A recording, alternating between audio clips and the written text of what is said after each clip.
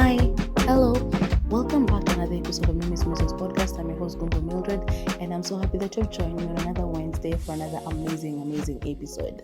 So, I don't know how much I remember about this movie because I watched it last Saturday, and today is Thursday. So, I do not know how much of it I'm going to remember. I said before in a previous podcast, I do not want to watch a movie and then feel sleepy while recording it. So I told myself like, no, because the day I watched it that Saturday, I was super sleepy because I was busy the whole day. And then by the time I got to just finally sit down and watch the movie, which is very long, by the way, I watched it, but the time I was done, I was super sleepy. So I was like, you know what? I'll still remember. I wrote the names down, blah, blah, blah, my little notes on the movie, and then I went to bed. Slept, woke up the next day, which was on Sunday, had to go to church. So woke up, got ready, went to church. Came back, I couldn't record during the day because there was noise. People were putting music, the churches around my area, they were still going on. Evening, I was tired because I woke up early to go to church in the morning. And so I couldn't record that Sunday as well.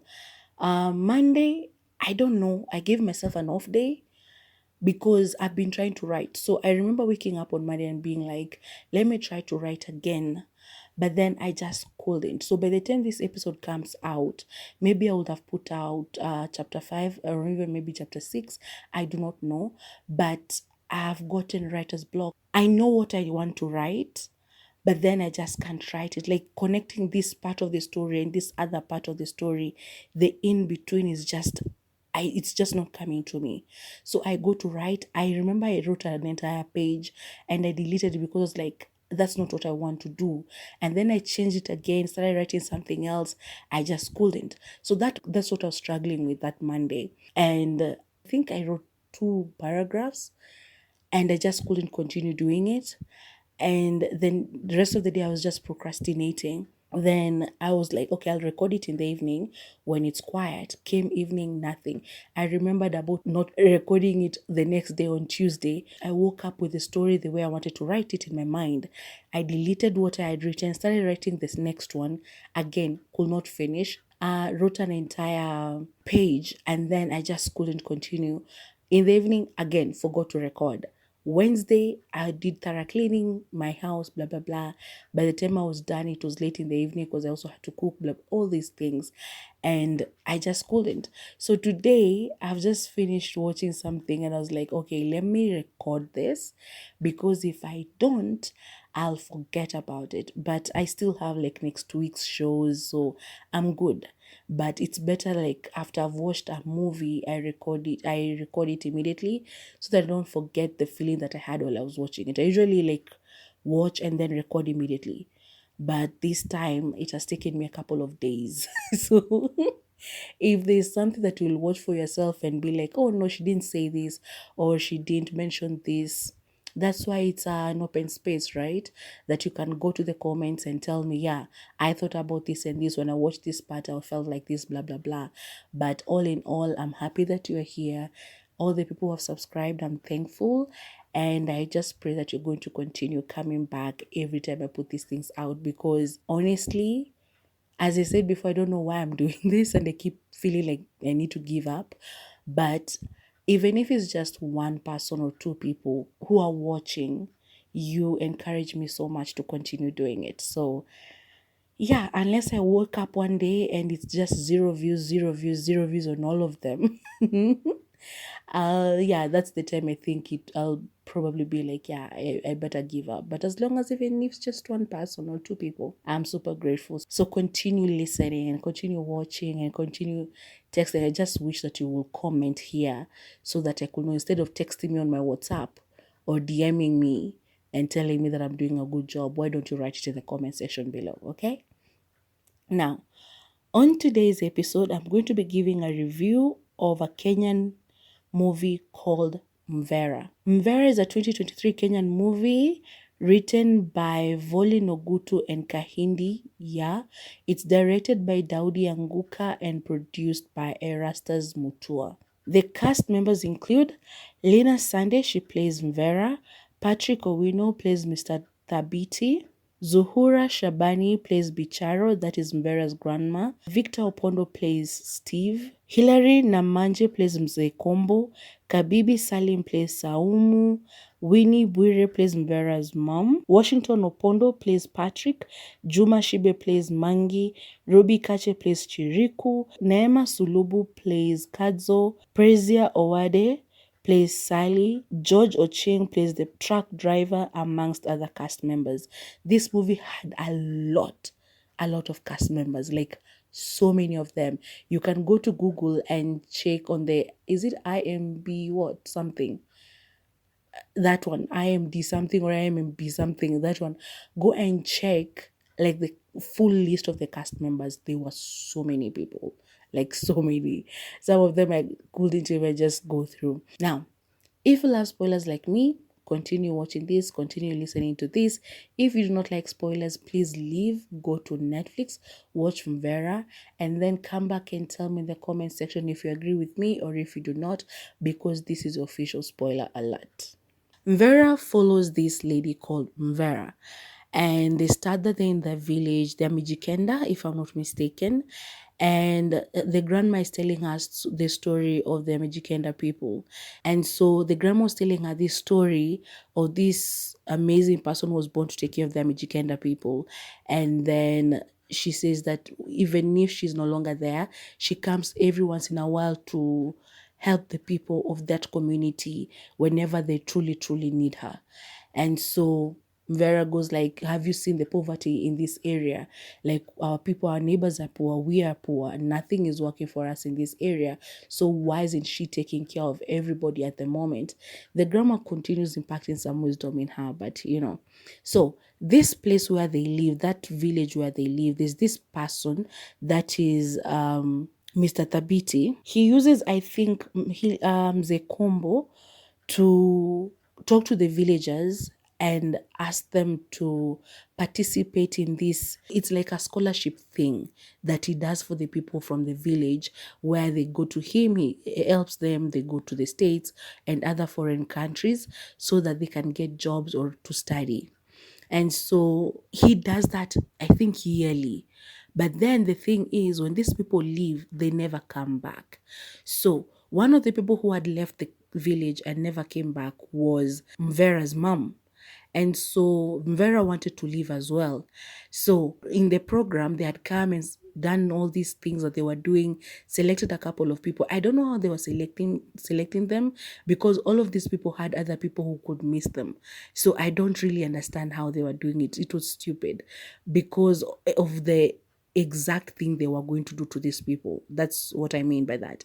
So anyway, they come and select people. There's a list on a tree. Mvera and her other friends, they go and check. People are coming from there screaming, they're happy.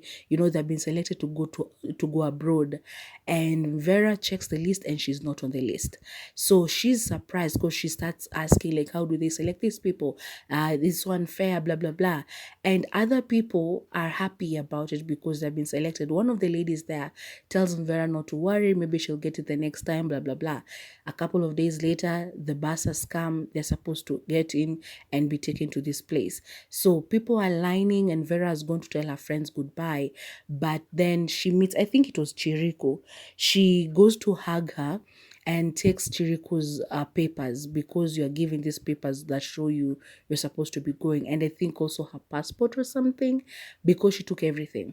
So she goes to the bus and they're lining up. There's a person there who's checking the list, like checking their papers. Are you invited? Yes, get in.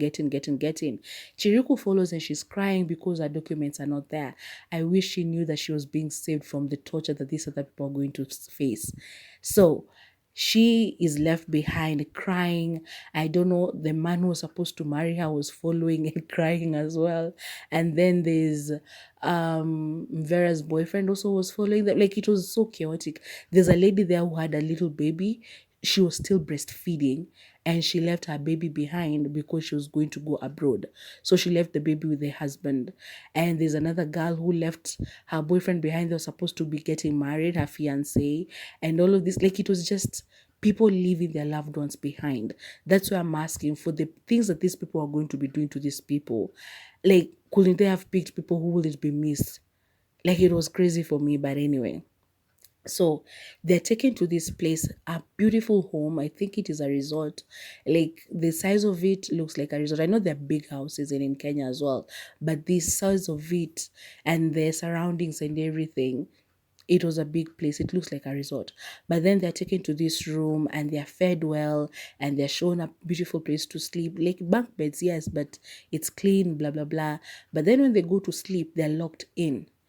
And they're like, okay, what's happening? Why did you lock us in? The next day they ask, and these people are telling them, oh, people, because Mr. Tabiti also lives here, he's afraid that sometimes when he brings people here, they tend to wander around and steal from him. So he's very careful about that. These people only go to meet Mr. Tabiti, I think, for one meal. And while they were eating, Vera asked about the mom because she really wanted to go to New York where the mom was supposedly staying, and she wanted to meet her. And so Mr. Tabiti takes the papers and he shares a look with somebody else in the group. And later on, he asked, like, what were you thinking? Why did you bring two people from the same family into this program? Because they're not supposed to do that. So they didn't know that Mvera had stolen the document from Chirico or whoever it was. I think it was Chirico. They didn't know that she had done that because they had done their due diligence and they had noted that Mvera's mom was also part of this and she never got back home. So Mr. Dabiti was very, very shocked. But then he lies to Mvera, like, don't worry, I'm going to find her and I'll get her to communicate with you, because Mvera had a photo. And so Mr. Dabiti is revealed to be married to this white woman, and she's the one who helps with they do organ trafficking, Mr. Dabiti and the wife and the mom. So they do a lot of damage to people. So all these people who are brought into this home, they get poisoned, like in their foods. So every day they wake up, they do exercises, and then there are these photos that they are taking of them, with different clothes, blah blah blah. I don't know what that part was for, honestly, because why are you taking a photo of me if you're only going to be taking my organs? So is it for the eyes, for the ears, for the nose? Like, what organ are you looking at from the outside, from these photos that you're sending abroad for those people to select that, I want the organs from this person? Is it because all of them were like in beautiful form, like they were running, they were exercising and everything. They weren't like as fat as I am. If you'd look at me, you'd be like, oh, that person, maybe she has too much fat in blah, blah, blah. She might be unhealthy. But this boy in good form. So those photos, I didn't understand them. Was it for the eyes? Most of them had brown eyes, the Africans, I mean. I I just didn't understand why they were taking all these photos and sending them to these people abroad, and then people will bid on them and then they will be killed and their organs will be harvested from them. It was crazy for me. And they will they will make them exercise during the day. Those photos will be taken from time to time, and then they will be fed and they will put something in their food, I think a sedative. And so while they'll be eating, they will go to bed and sleep. So in the morning, some people would wake up and others will not be there. And when they asked about it, they were told that their visas came through and they went late at night, because now everybody ate that food that was dragged, right? And so they all go to sleep. But because you remember the photo, somebody had bid on somebody's body parts. So they will come for that person at night. And there was a doctor in the vicinity, and they will go open them up, take whatever parts they needed. And then there was this truck that used to take those body parts to wherever they were taking them, and the bodies of these people will be wrapped up in plastic paper and then they will burn them. So Mvera started noticing a couple of things. First, the smoke. Every day while they were exercising, she would see that smoke that was happening somewhere, and she started questioning. Number two, the moment they messed with Mr. Thabiti, they never met him again. And she was like, where is he? I need to talk to him about my mom. So there's a time that he came, or she approached him, I don't remember. And she asked about the mom, and he was like, oh, we found your mom, but the thing is that she moved from the place that she was at. She went to another state, but you're going to find her, or something like that. As I said, it has been a couple of days since I watched this movie. So she, of course, starts suspecting there's something wrong, very wrong from this place, because why are these people only taken in the middle of the night? We stay with them during the day, we go to sleep, we wake up in the morning, and these people are not there. Their beds are clean, like the sheets they were covering themselves with, nothing. It's just the mattress on the bed. So people started asking. Now, this lady that left her baby, she was crying because her boobs were bursting. Like she's couldn't pump her milk and all of this. And so she woke up and there was a day she was in pain, she was crying. She went to the bathroom, and then she started telling those patients to go back home to her baby and her husband. And they were like, oh, we are going to do that for you. And she was so happy that she was going to leave the next day because that's what they promised her. What she didn't know is that once you come in, you cannot get out. And so that night they came for her, and that was it. So Mvera, one time they were exercising, and she saw there was these ladies who welcomed them to that place, who used to feed them, they used to control them, their every move. While they were exercising, this lady were there with them. While they were back in the rooms, these ladies were there with them. They were basically their nannies. She sees Mr. Thabiti and she wants to go and talk to him, and she trying to go to Mr. Thabiti. One of the ladies stopped her, and she was like, oh, I need to go to the bathroom. And the lady was like, okay, I'll take you. She goes to the bathroom. She pretends there are no tissue papers. The lady says like, okay, I'll come and check.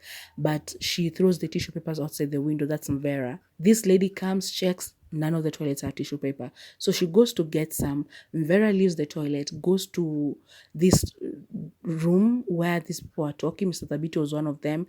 And that's when she realizes what was happening there. So Mr. Thabiti was giving the doctors like a sedative. And he was like, yesterday somebody woke up on the table while they were being cut. Like, yo. Actually, it wasn't a doctor. He was talking to the chef. Apparently, he had put less of the sedative in the food the previous night, and one person who was being cut open woke up while they were doing it, and they screamed, if I'm not mistaken, and that would have alerted other people. So Vera listens to all of these things, and she's worried, and she understands that, oh, they're being sedated every night. And so she runs back and goes back to where the others were. The lady who had taken her to the washrooms, she comes back. She finds Mvera is not in the bathroom. She panics that she has run away. She goes out looking for her. When she meets the other lady who is supposed to be babysitting these other people, she says, oh, Mvera is there with the others. How long has she been here? Like 10 minutes ago. She's like, okay. And so she lets it go. But Mvera has known.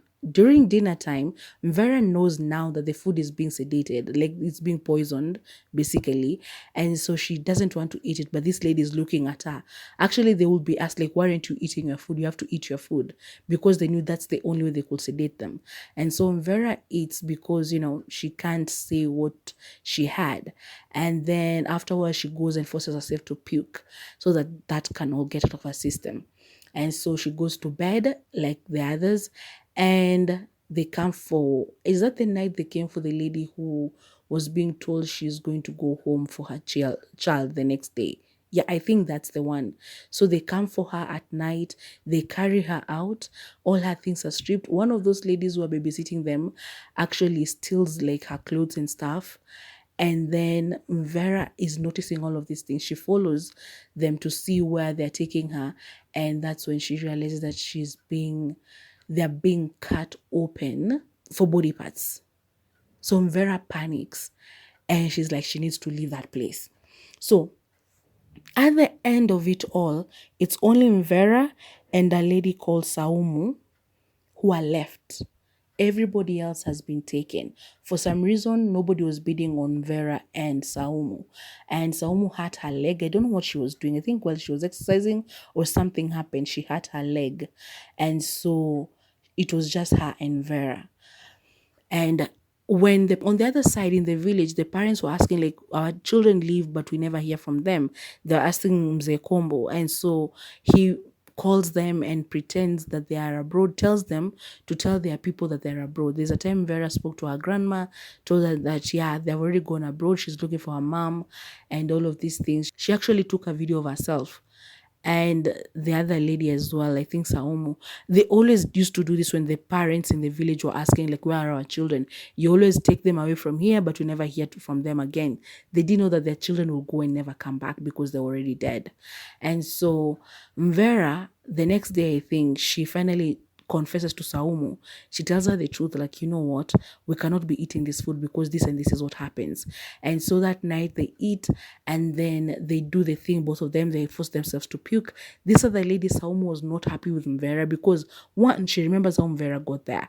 She took someone else's papers to be there, so she doesn't fully trust Mvera. And number two, like, you knew these people were sedating us and killing us, and you didn't tell us. What if it was I who was taken yesterday and not the lady who was taken? What if they took both of us and you're the only one who remained? So there was that. But she quickly got over it because Vera was like, you know what?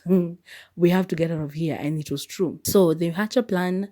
And one of those ladies who used to come and get them comes in the evening and they tie her up. And Mvera changes into her clothes because the person who manages to dress like her is the person who will be able to get out of this place alive.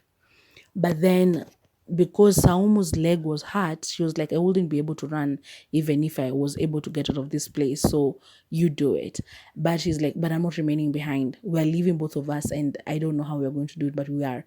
So they go out. The lorry was already waiting for the organs because somebody was supposed to be brought in to be chopped up, like either Mvera or Saumu. But neither of them was in the room because they tied this other woman. And so they go to the parking, they found this driver, they force him to open the back of the truck. Saumu gets in, she goes back in, she hit this guy and stole the gun. Like, they were brave and stole the gun, went to the truck, and they forced him to drive out of the place. And so they were stopped somewhere because there were these people with guns and stuff, and they also managed to live there. So the BT was at the compound. I don't know what he was doing, and he noticed there was something wrong. And he and one of the other ladies went to look into the room that the Saumu and Vera were sleeping in. They found the other lady tied there. And so everybody was panicking, but Mzetabiti was like, I have to do this. And so they start looking for them. They realize that the truck is the one that they're escaping with. And so they try to tell the people with the guns, the big guns, like, stop that truck, but they had already passed. So they drive and they get to this place, they stop, and Vera and Saumu get off. But they were being followed. And while they were on the way, she called her grandma, was like, this is what is happening at the compound. I've managed to run away. Saumu and I have managed to run away. We're on our way, but I don't know if we're going to make it because they're following us. The grandma is like, okay, so what do you want me to do? She goes like, I'm going to the police station. You meet me there. And the grandma is like, okay, you go. But Mzee Kombo goes to Mvera's grandma's house, and they force her to talk to Mvera and ask her to come home because they still wanted to get her. But I don't know, she somehow told Mvera to run away, or did she say something? I think she warned Mvera somehow. And the guy also spoke to Mvera, was like, if you don't show up, we're going to kill your grandma or something.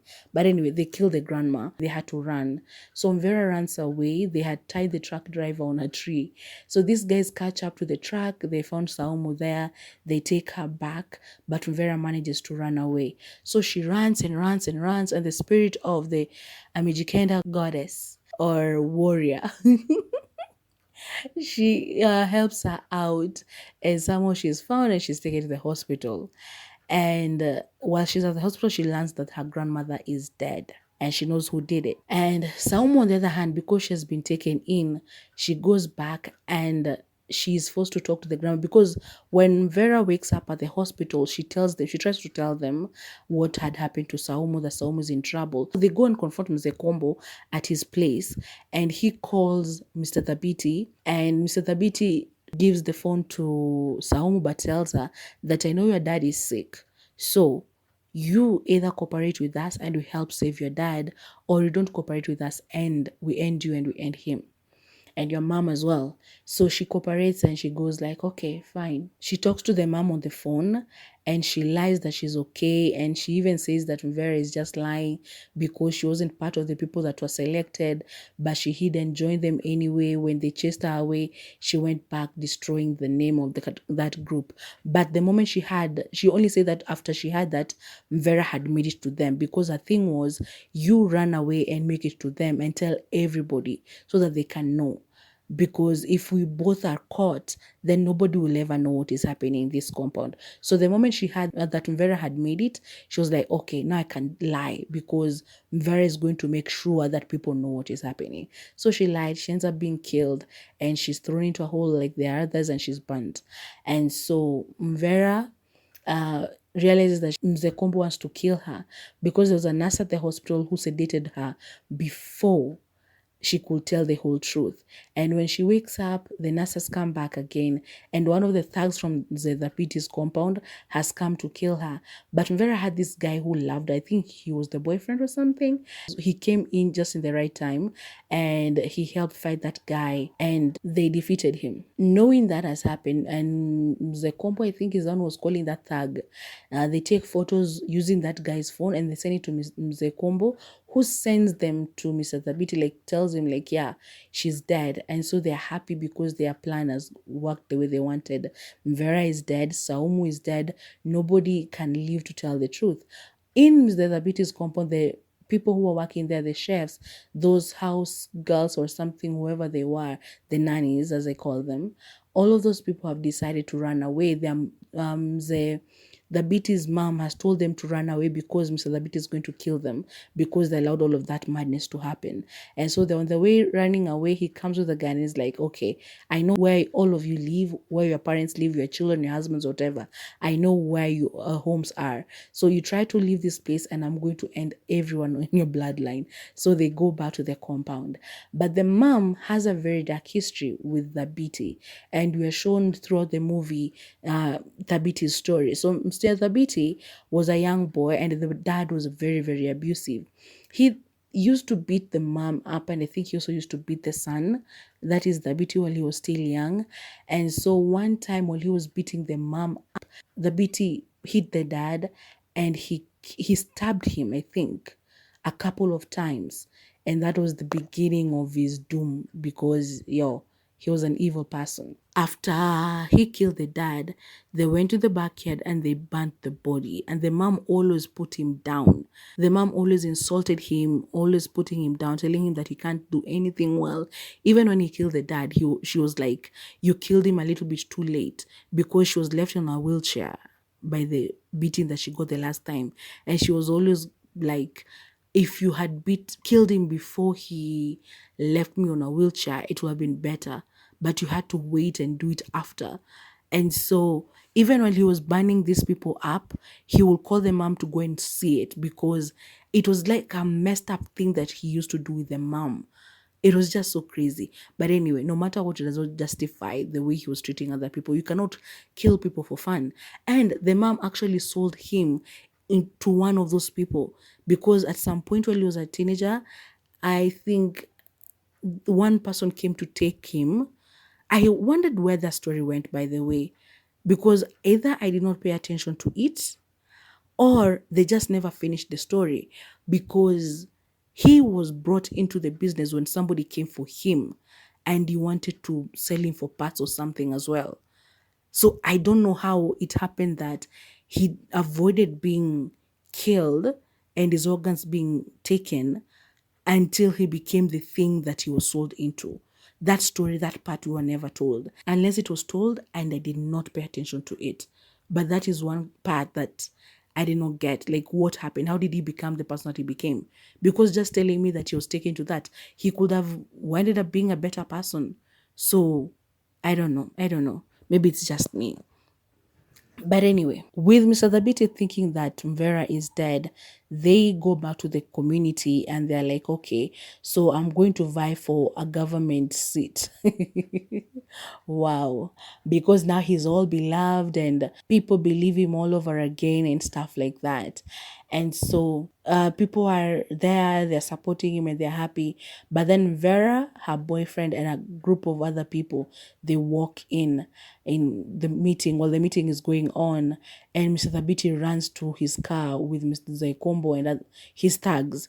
Then they follow them, they take them to the compound where Mr. Thabiti lives. They go to look for all those people because they're looking for Saumu, but they've erased any proof that these people were ever there. The rooms that the ladies used to sleep in, it's empty. The room where they used to butcher people, empty. Every other place that they used to do anything illegal, it's all empty. And so she sort of has no proof until she remembers that there's a place where she used to see smoke every now and again. Because at this point, Mr. Thabiti was being smug and everything. He was even smirking and laughing because, like, you just follow this person and she's been lying, blah, blah, blah. I know you've had a lot of things. But then she goes, like, I remember one place you haven't checked. They go to that place and they found the most insulting of bones because this thing was plastic. Like, it's a mannequin. I don't know why. Like, Kenyans, surely. I know the Kenyan film industry does not make a lot, but they could have done a much better thing. I wish they could have even used, like, I don't know, wood or I don't know, like something that looked like it was human. And they actually showed it and it looked like this is a mannequin. You could see it. It was one of the worst skeletons I've ever seen on TV. It was terrible. But anyway, so they see that and they cry for Saumu and they understand that she's dead and all of that. So because of that, he is taken in, him and his group, Mr. Combo and everybody else. They're taken in, they're arrested by the police, and the movie ends, I think, there or there was something else afterwards. But anyway, it doesn't really matter. But Mvera sort of helped the people. But she lost big. She lost her grandma to these thugs and she lost her mom. And the village lost a lot of young people because it was men and young women. And it was just very, very sad. But that's basically Mvera. A couple of things. The blood they were using, that moment where Mr. Thabiti, while he was young, while he was stabbing the dad, the blood appeared purple. So I don't know if it's my TV or what was happening because other shows I've seen blood and it's red, but in this one it was purple. Mr. Dabiti's mom, she was hit on the head and she was bleeding purple. The blood that was coming out from his dad, it was purple. That moment, Vera, I think, was in the hospital or something, or even Saum. Saum was bleeding purple. I was like, what is this? The parts where they were doing the operations, the body parts, they like it was just it looked like mud, a puddle of mud that they were taking things out of. I mean, I know Grey's Anatomy, the budget is way, way bigger, but come on, can't you play with animal things as well? Because they use pig guts and cow guts and stuff like that in Western movies and TV shows. Why can't they do the same in Kenya? Because that part I remember looking at it and was like, what is this? It was just a puddle of mud. Like they were showing that they're taking organs from this person, but it was all black. I was like, where are the ribs? Like, honestly, I don't know what budget this movie had, but I think it won a couple of awards afterwards. But still, do better. There are things that you can do that can actually make a production look better. The blood was terrible, terrible. That part where they showed us where they're taking the body parts, terrible. That thing that was on the ground, terrible. It did not look like a skeleton, like at all. It looked, and they had to show it. It was, and especially if it's somebody who's been burnt, maybe that's the reason why they used that. But still, you could clearly tell it was fake because the lips and everything. You could see it was a mannequin. Like, do better, make it like fake it in a better way. That's what I could say about the movie. But yeah, it was otherwise very nice. It was a good movie. I enjoyed watching it. It's just that part about Mr. Thabiti and what happened to him in order for him to get to the point that he got to. I didn't understand him meeting his wife because she wanted to leave him after Mvera ran away. And so there was that. And a lot of other things. And he killed her, I think. Yeah. She wanted to leave him. And when she went to confront him, he was like, he's going to kill you. And he did. He also killed the mom, by the way. This man, like, he had gotten to a very dangerous point. The moment you start seeing people as people, but as money, like the more I sell, the more I get. And this is something that most of our politicians fall into because you understand that there's this thing that has come out where it's politicians who are behind these agencies that take people abroad for jobs, especially to Saudi Arabia and other, Arabic countries where they go to be killed and hurt in so many different ways. So that was Mr. Thabiti. The moment you stop seeing people as people and seeing them as money, then all of your humanity just disappears, because you cannot tell me that you're living in a mansion somewhere in Karen and you know that the reason you are there is because you sold people's children to a country that they're going to be treated as slaves, and you're happy about it. Like, you're not a good person. You just do not have any conscience in you. And that is exactly what Mr. Thabiti was doing.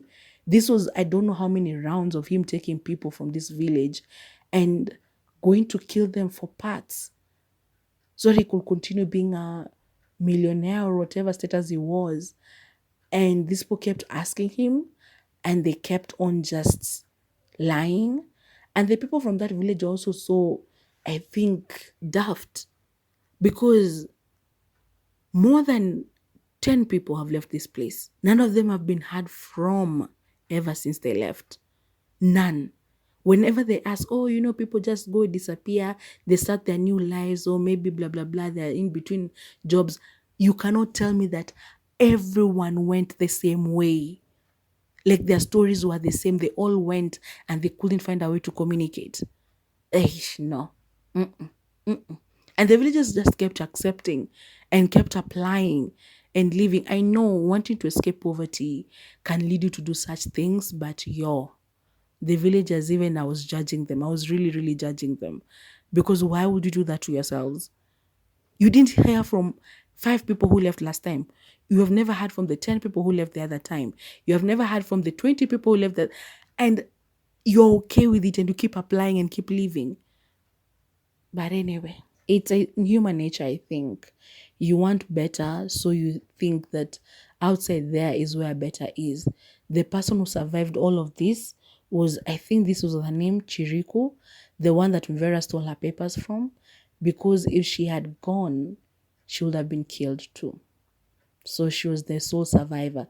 Because Mvera survived, but she really didn't, because she knows what the other people went through. She was there. She could have saved Saumu, because that part where they were outside the truck after tying the driver, Saumu was like, you run, leave me alone. Mvera was very, very devastated. She wanted to live with her, but Saumu was like, I can't run with you. And if we both run, we'll be both caught. But if you go, you have a chance to survive this. And you'll tell other people what is happening in this man's compound. So yeah, they got vengeance for everybody, like a little justice, but still it was too late. Like, Vera living with that in her mind. Is it called the survivor's remorse? She'll always have that. She survived something that everybody else she went there with did not. She really didn't make it out, but Chiriku did. So it was nice. It was a good movie anyway. I've been avoiding watching it for years since it was put on Netflix. But this time I was like, because I need Kenyan movies, I had to watch it. And that was very good. I got to watch it and I got to appreciate it so much. And I've recorded it. And I think I remembered a lot of things about it. Just the ending is where I'm not so sure about. But yeah, that is Mvera. So make sure to go and watch it on Netflix.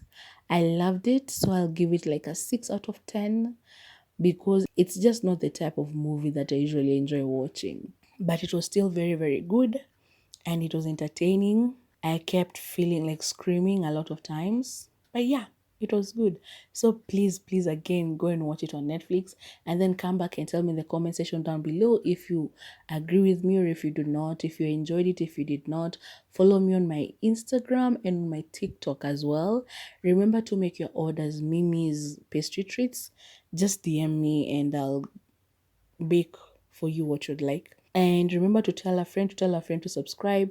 Remember to watch it. If you have watched up to this moment, thank you so much.